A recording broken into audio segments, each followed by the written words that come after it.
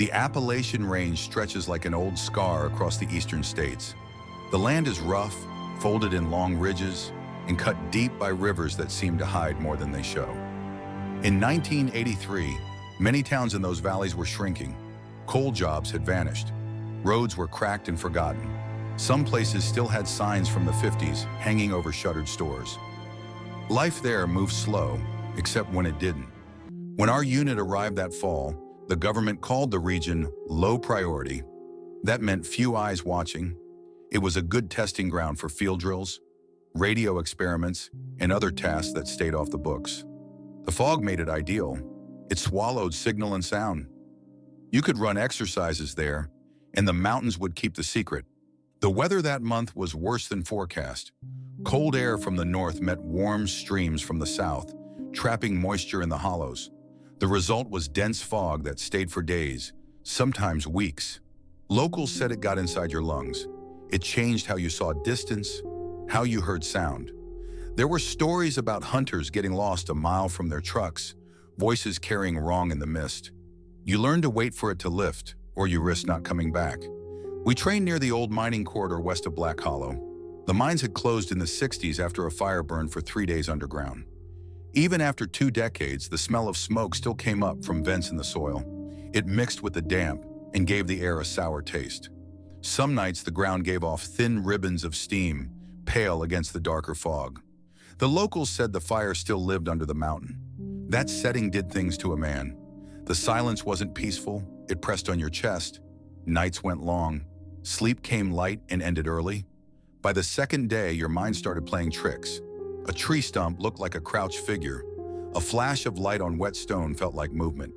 You learned not to mention it because the others were seeing things too. Most of us were young.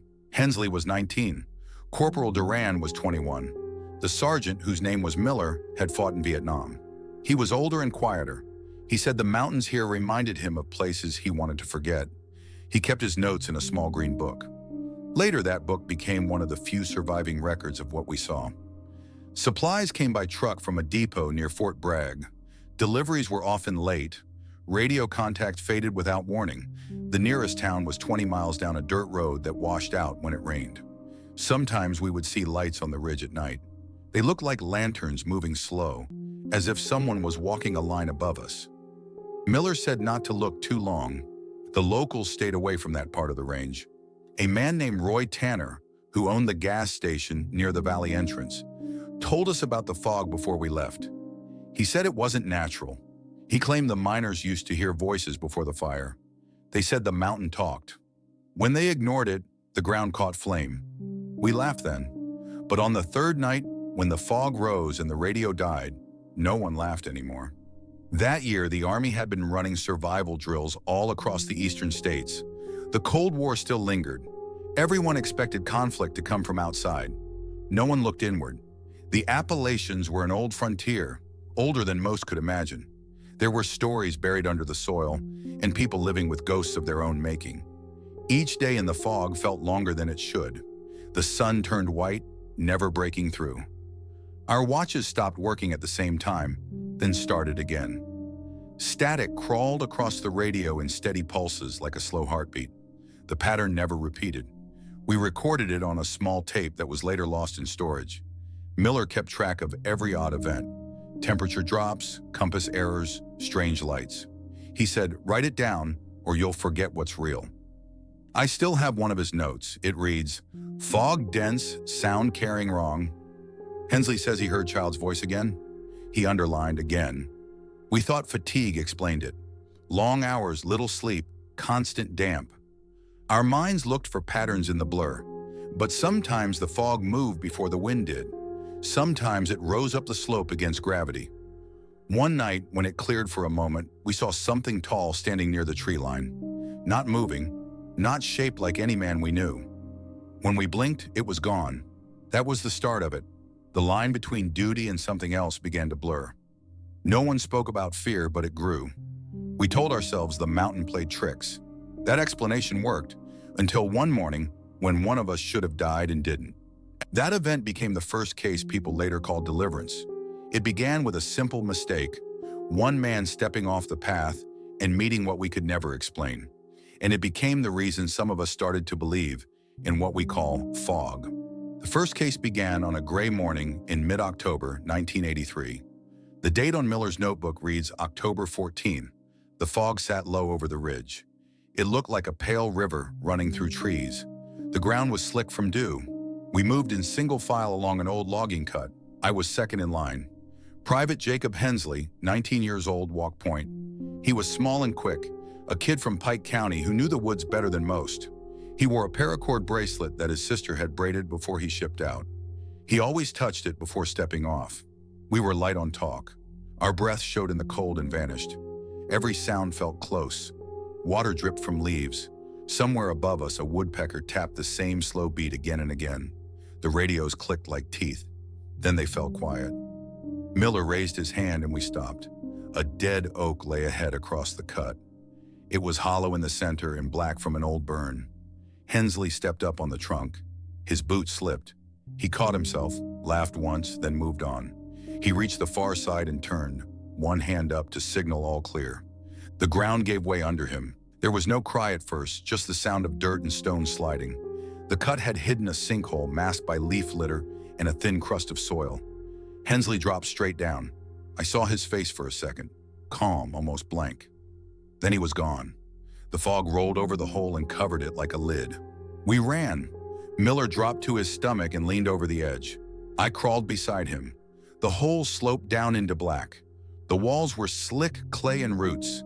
It smelled like old water and something sour, like a cellar that had been shut too long. We could hear Hensley breathing hard somewhere below, then the rasp of his boots against clay. "Hold steady, Hensley," Miller said. "Do not move." "I can't get a grip," Hensley answered. His voice was tight and small. "I am sliding." We formed a line and passed gear forward. Webbing, a coil of rope, a snap link. My hands shook and felt numb. I tied a bowline around my waist and clipped into the rope. Miller wrapped the other end around the fallen oak and braced it with his body. "I am going down," I said. Miller nodded once. "Go slow. Talk to me all the way." The fog breathed in and out of the hole. It looked like it had a pulse. I went over the edge and felt cold climb up my legs. The clay stuck to my knees and wrists. I eased down inch by inch. Dirt slid under me and pattered into the dark. I could hear Hensley below. He was panting. He said something I could not catch. Then he said, clear as if he was next to my ear, "There is a light." "What light?" I asked. "A light like a lantern. It is moving." I stopped. The hole swallowed my breath and gave it back as a wet echo. There was no light that I could see, only gray fog and black clay. My boot found a root. It bent under me. I shifted my weight and found another. The rope creaked. "How far?" Miller called. "Maybe 10 feet, I said. "I can hear him." "I cannot see him." The rope slid a little. I locked my elbows and pushed back against the wall. My face was near the clay. It smelled like iron. I heard a small splash and then Hensley's voice again. "It is right in front of me," he said. "I can see a man holding it." "Do not move," I said. "Keep talking." "He is tall. He is wearing an old coat. He does not talk. He is pointing up." I felt the rope quiver. My mouth went dry. I looked down and saw nothing but dark. "Hensley," Miller said, voice steady. "Stay where you are." "I am trying," Hensley said. "He is pointing up. He wants me to climb." "On my count," I said. 3, 2, 1, reach up." I lowered one loop of webbing. It hung in the fog like a snake. For a breath, I thought I saw a hand below it, thin and long. Then it was gone. The webbing swung. I let it down another foot. "I have it," Hensley said. "Foot in," I said. "We pull on my call." Miller grunted at the top. I felt the rope grow tight. The clay near my shoulder cracked and fell. Cold mud slid down my neck. I pushed my boots into the wall and pulled with my arms. The rope cut into my waist. My shoulders burned. "Pull!" I called. We dragged. The rope scraped against the edge and sang. The fog poured into the hole and then rolled back. I kept my eyes on the gray blur below. It shifted like breath on glass. For a second, it thinned. I saw Hensley. He was 10 feet down, 1 foot in the loop, one knee jammed into a root. His face was white with clay. His eyes were fixed on something beside me, not on me. "Do not look away," I said. "Do you see him?" he said. "No," I said. "Hold the rope." "He is right there," Hensley said.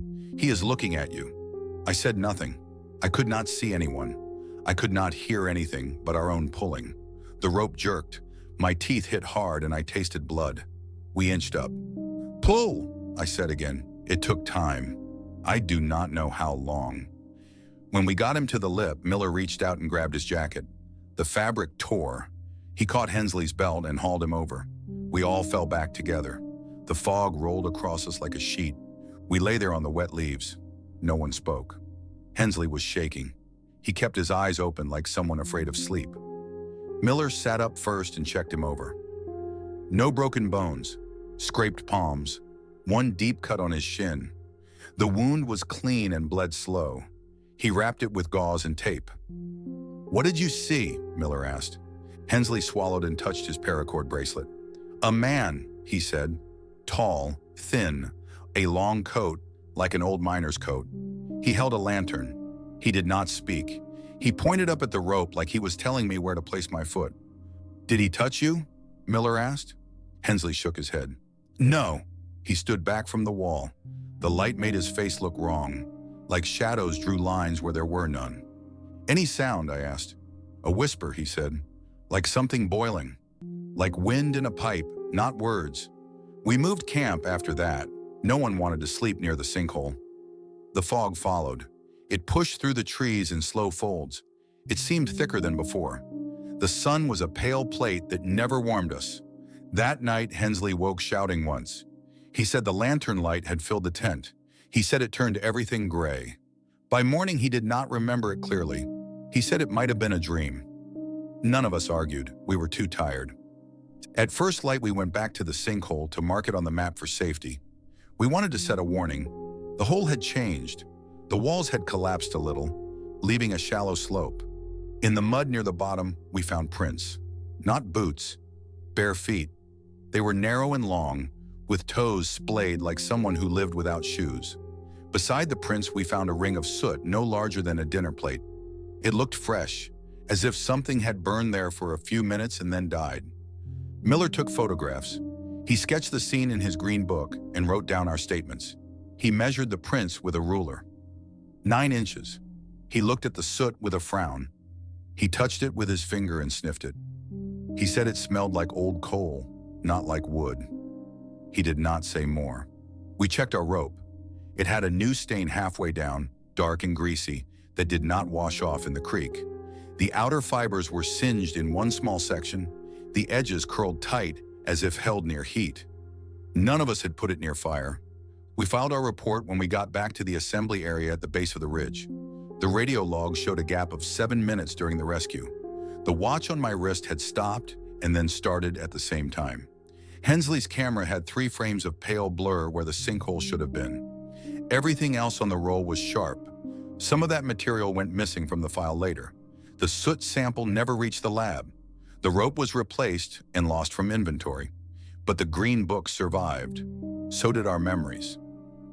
Ask any of us who were there, and you will see the same look in the eyes. Not fear, not pride. Just a quiet knowledge that something helped pull a 19-year-old out of a place where he should have died. Years later, a local paper ran a short piece about the old mine fire near Black Hollow. It mentioned a foreman named Ezra Pike, who died in 1963 while trying to lead men out after a collapse. A passerby told the reporter that Pike had been known for carrying a lantern with a blue glass shield. The detail stuck with me. When I showed the clipping to Hensley, he stared at it for a long time and did not speak. Then he said, "The light was blue." I did not think to say it then. That was the first time I allowed for the idea that the mountain had rules we did not know. We had not earned a miracle. We had only been noticed. Maybe by a story that was not finished. Maybe by a man who never left. The fog held its silence. The account of that day, along with Miller's notes in the newspaper clipping, was recorded later by historian Linda Carver, year 2006. After the incident at the sinkhole, Miller ordered a full rest day. We stayed near the creek and cleaned gear. The fog stayed low, thin as smoke but constant. It moved between the trees like it knew where to go. No one talked much. The silence felt heavy, like we were waiting for something to happen again. Miller went through his notebook and checked every entry.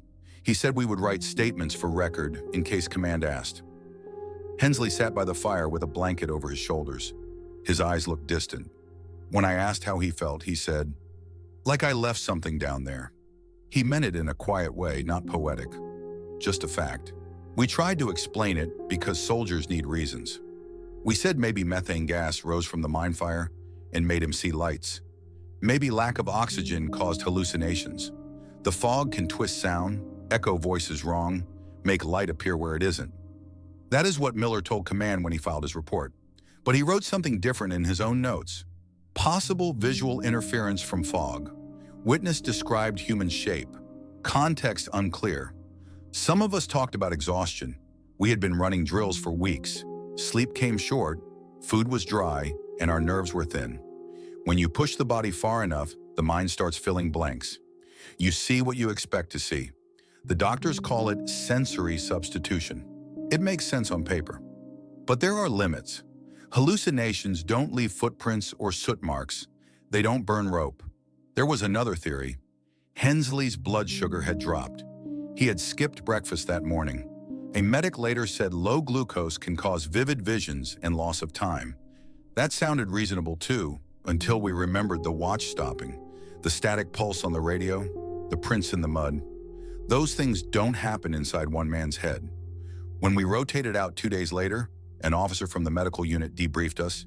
He asked if any of us had family history of psychosis. Miller said no. He asked if we had used any chemicals. Again, no. He wrote notes and looked bored. He said, "You boys were tired. The mountains play tricks. Happens all the time." Then he dismissed us. But something about his calm made it worse. It made you feel like maybe the mountain didn't want to be explained. Every theory made sense until you looked too close. Then something small broke. The facts didn't line up clean. Back at the barracks, Miller tried to run experiments. He burned different materials to compare soot patterns. None matched what we found. He shined lanterns through fog to see how light diffused.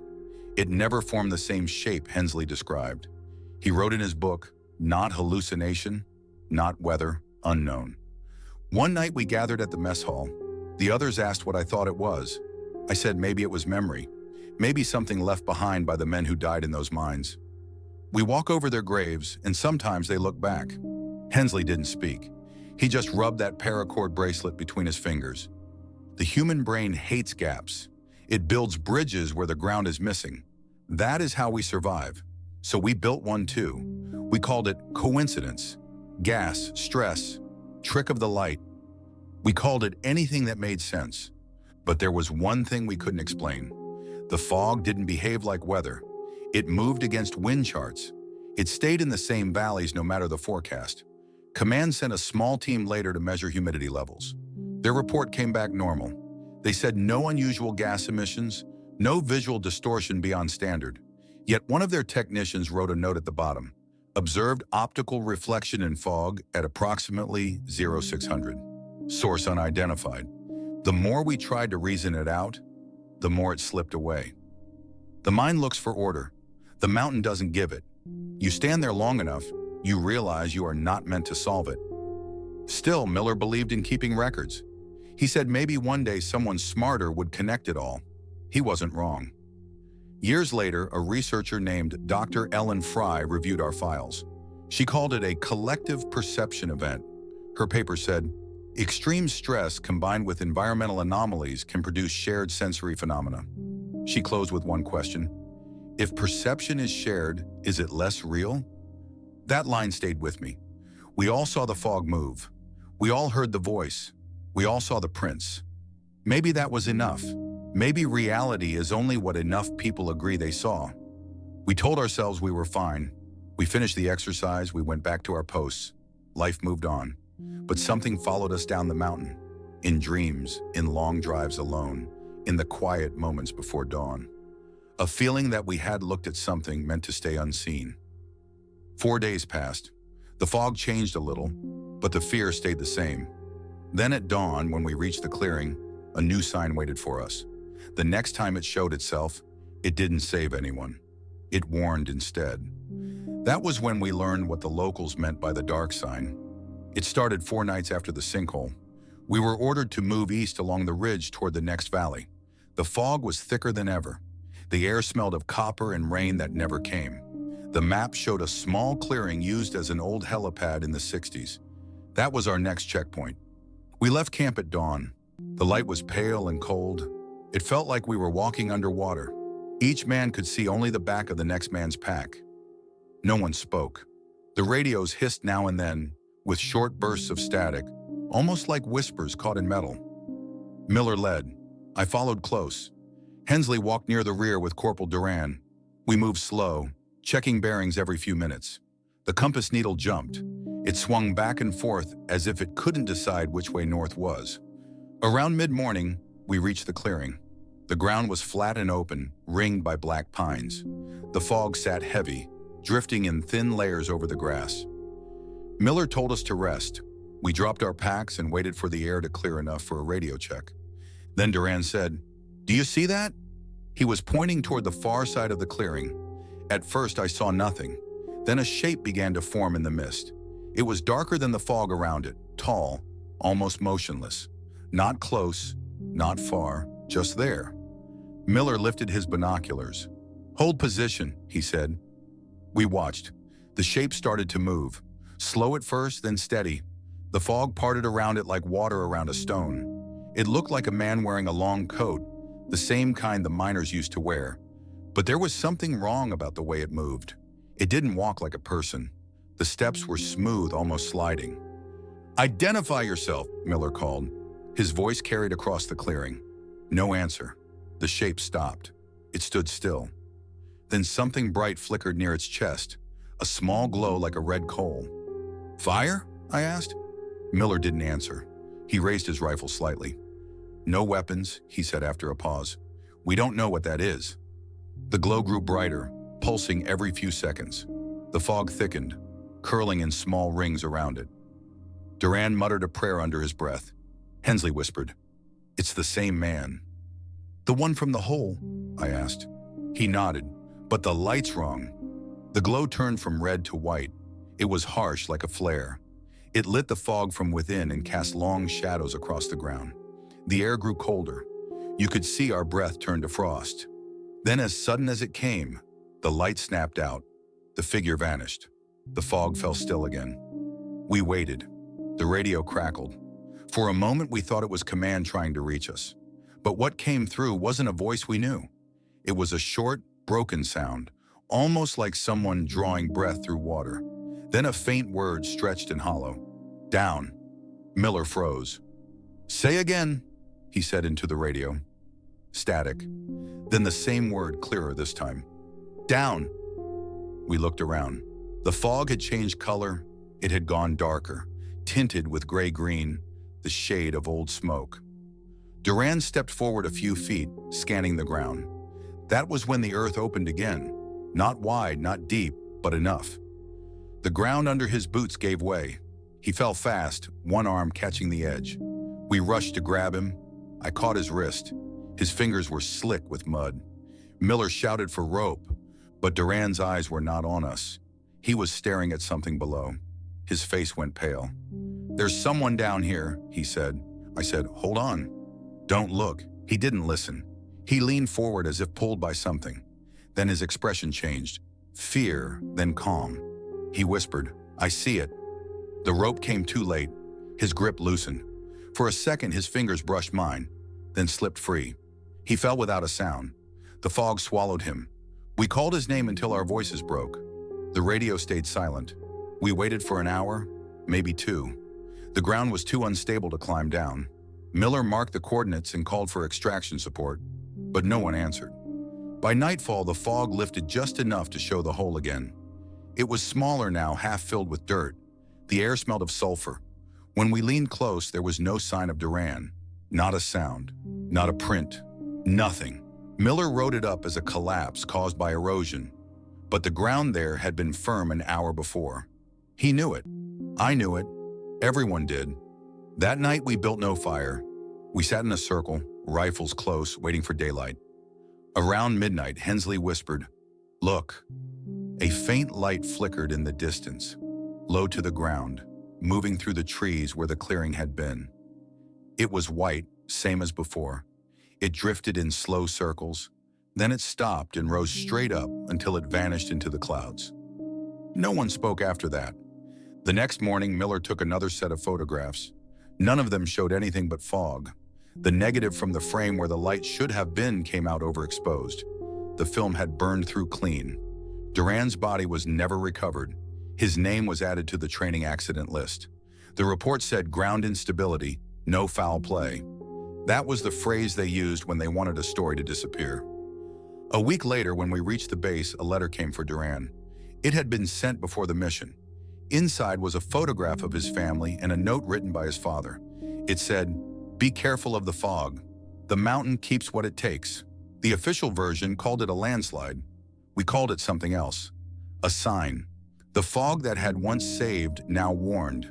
It had changed color, changed meaning. The mountain had spoken again, and this time it asked for silence. Miller wrote in his notebook that night, "One saved, one taken. Same valley, same fog." He closed it and said nothing more. We broke camp the next day. None of us looked back, but from the truck, through the trees, I saw a thin column of fog standing upright, unmoving, like a figure watching us leave. That was the last time we saw the clearing. Years later, when survey teams returned, the place had shifted. The ground was solid, no hole, no sign of collapse. But the GPS readings there always came out wrong, and the fog stayed thicker than anywhere else. The files still listed as an unresolved training loss, but we remember it as the night the fog took a man and gave no reason. After Duran vanished, something in the camp shifted. Orders kept us moving, but the air carried a quiet dread. We spoke less, slept less, and watched the fog like it could listen. Miller tried to keep discipline steady, but everyone felt it. You could sense a kind of waiting, like the mountain itself was breathing slow, watching us move through its ribs. We started talking about small things to keep our minds busy. Stories, habits, anything. Fear makes men reach for old beliefs. Hensley tied a strip of his torn jacket to a branch near camp. He said it was to mark the path, but I saw him touch it before turning in each night, like a charm. Miller didn't stop him. He knew soldiers need their own kind of protection. In that part of the Appalachians, locals had their own ways. They left jars of salt near windows, carried iron nails in pockets, burned cedar to keep spirits quiet. Some miners used to leave their helmets upside down before entering a shaft. They said it tricked death into thinking they had already gone. We heard those things from Roy Tanner, the man at the gas station. At the time, they sounded like folklore. After Duran, they didn't. We started to copy them. Small things at first. A nail in a boot, a circle of salt under the fire pit. None of us said why. We just did it. The fog still came each night, crawling in over the ridge, slow and deliberate. But it stopped short of the fire line now, as if respecting that thin circle of light. Miller began writing longer notes. He recorded temperatures, air readings, and radio signals. He logged the time the fog arrived and left. He also listed the names of men lost in older accidents nearby. We learned that 4 miners had died in 1963 during the same month as our mission, all near Black Hollow. Their bodies were never recovered. The report blamed toxic air. The fire underground had been burning since then, sealed but alive. The number struck me, 4 miners. Then us 4 left after Duran's fall. It felt like a balance we couldn't ignore. The Army called the mine fire a controlled hazard. Locals called it a grave that breathes. People said when the smoke rose thicker, it meant the mountain was hungry again. Miller dismissed it as talk, but I saw the way he glanced at the ridges whenever the smoke turned darker. We started hearing new things too. At night, the static on the radio changed tone. It came in soft bursts, spaced like words. Once, just before dawn, we caught something clear enough to write down. 4 slow pulses, then 1 long tone. We checked Morse charts. The pattern matched the letter E. It repeated 3 times before fading. E, E, E. Nothing else. Hensley said maybe it meant end. None of us laughed. There were other moments too. One morning we found handprints on the inside of the tent flap. faint and gray, like soot rubbed into fabric. They were small, not full-sized, not a man's. We washed them off, but the stain came back when the fog returned that night. Belief is strange. It begins as a story, then turns into a habit, then becomes law. We stopped arguing about what was real. We cared more about staying alive. Miller told us to keep our watches clean, our boots dry, and our minds open. He said, "Sometimes you follow orders you can't explain." He started lighting a match before each patrol, just one. He'd hold it up, let it burn until his fingers almost touched the flame, then blow it out and nod. It wasn't regulation, but no one questioned him. That was his offering, or maybe his warning. The mountain stayed quiet for a few days after that. We thought maybe the storm of fog had passed, but it never really left. You could see it forming by afternoon, curling in valleys below, waiting for night. We sent our final situation report to command. The numbers were clean. Equipment losses minor. One casualty listed as missing due to terrain failure. But Miller's private record showed more. It listed 6 equipment failures, 4 radio dropouts, and 12 unexplained fog movements. He noted possible magnetic interference. Then he added one line underlined twice, pattern repeating. That same week, the Army Archives in Fort Bragg logged 3 earlier reports from 1971 and 1978.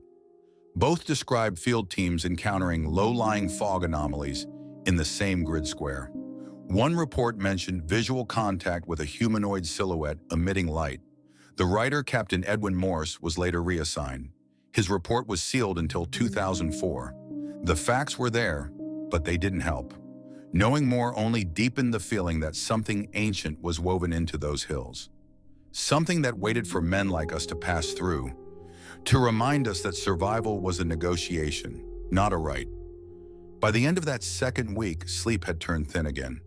Hensley said he dreamed of the same lantern man, standing in the fog near the tent, face hidden by light. He said the man didn't speak, only raised his hand toward the ridge. Each time, Hensley woke before seeing what he pointed to. The next morning, he said quietly, "He's showing me where to go." None of us answered. The fog had begun to feel like a living thing, something we had angered without meaning to. Miller told him to rest, to keep calm, but we could tell he was worried. That night, the fog came early. It rolled in thick before sundown. Miller's match went out before he could light it.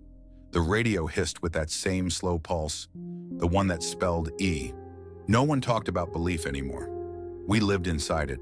It was part of the air we breathed, part of the way we looked at the hills, part of the silence that followed each name we didn't say out loud. The fog had taken one of us and spared another. We had learned to mark the ground and speak soft, but deep down we knew the pattern wasn't done. The man in the lantern wasn't finished showing us where the line ended. By the third week, the mountain had taken almost everything from us but the will to finish. The fog no longer surprised us. It came like a schedule, slow and sure. We built camp near the ridge's edge where the wind could touch us, hoping it would keep the mist away. It didn't. That was when Hensley started writing. He used the back pages of Miller's spare notebook. At first, small notes, weather, thoughts, random words, then longer lines that read more like farewells. He stopped eating much. He spoke less, but he didn't look afraid. He looked ready. One night he said quietly, "I think I'm next." Miller looked at him for a long time. "Don't say that," he said. "It isn't bad," Hensley said. "I keep seeing the man with the lantern. He isn't angry. He's waiting. Every time I close my eyes, he points to the same place." Miller asked, "Where?" "The old fire tower," Hensley said. "The one marked off limits on the map." We argued against going, but the next morning Hensley packed his gear and said he needed to see it. Miller tried to order him to stay, but his voice lacked force. Maybe he knew something in his gut too. Sometimes command breaks under silence, not noise. We followed anyway. The climb took hours. The fog thinned as we rose. For the first time in weeks, sunlight broke through, pale and tired. When we reached the tower, it stood crooked, metal rusted and steps missing. The air smelled clean, almost sharp. Hensley looked around, calm as if he'd come home. He said, "He was right. This is the place." We waited while Miller checked the structure. The top platform leaned but held. He told us to stay below. Hensley ignored that. He started climbing. His boots hit each step, slow and even. The wind moved through the frame, humming like low music. When he reached the top, he looked out toward the valley. For a while, he didn't speak. Then he said, "It's clear up here. I can see everything." Miller called up, "Stay focused. We head back soon." "I will," Hensley said, "but first I need to see him." The fog began to rise again from the valley floor. It moved fast, climbing the slope like water filling a bowl. It reached the tower base and started to curl around the legs. We shouted for Hensley to come down. He didn't move. He said one last thing, clear as if he stood beside us. "Don't follow. This isn't for you." Then the fog swallowed the tower. We could hear the metal creak under weight, then nothing. When it cleared, the platform was empty. His rifle leaned against the rail. His notebook sat open near the edge. Pages fluttering, no sign of him. We climbed up after, hearts pounding. The notebook held one line on the last page, written steady and clean. "He showed me the way home." We searched for 2 days. No tracks, no fall marks, no trace. The report later said he went missing during a visibility event. The file used that phrase like it could make sense of what we saw. Miller never spoke of Hensley again. He packed the notebook, sealed it in a waterproof bag, and kept it with his own notes. Years later, when I saw him again, he still had it. He said sometimes he read that last line before sleep. He wasn't running, Miller said. He knew it was coming, and he didn't fight it. There was nothing else to say. 3 men left the mountain. 2 never returned. The fog had drawn its line, taken its share. And somewhere in that quiet, something like peace came over what was left of us. Because once a man stops fearing what waits in the mist, the mountain has no power left to claim. When we came down from the mountain, the world felt too loud. Roads, voices, lights, all wrong. The fog had followed us for so long that clear air felt empty. Miller turned in our final report. It was thin. Half the truth. The rest stayed buried in his green book. Command never asked more questions. 2 soldiers missing. 1 called a fall, 1 marked unknown. Paper closed it all. But we carried what paper couldn't. Years later, I read those reports again. I tried to line up the facts. 1 man saved by a light, 1 taken by it, 1 who followed it by choice. No pattern fits clean. Maybe it wasn't about saving or taking. Maybe it was showing. The fog was constant, but it changed its face. To Hensley, it was mercy. To Duran, warning. To the rest of us, reminder. We saw what we needed most in it. That's how belief works. It fills the space facts can't reach. Science said gas, weather, stress. Faith said spirit, curse, sign. Neither feels wrong. Both are only words we use to hide how small we are when something looks back at us. Miller died years later, heart failure in his sleep. His sister sent me his belongings. Inside the box was the green book. The last page had a single line in his handwriting. It always waited. We just learned to see it. I think about that often. Maybe the mountain wasn't haunted. Maybe it was patient. The photographs, the maps, the radio tapes, they all fade. What stays is the feeling, the stillness before dawn, the sound of breath inside fog, the sense that something old still moves through those ridges, slow and unseen, watching. 3 names, 3 stories, 1 valley. You can call it weather or fate, or nothing at all. Don't turn off your lights yet. If you like the video, hit like and watch the next amazing horror story showing on your screen.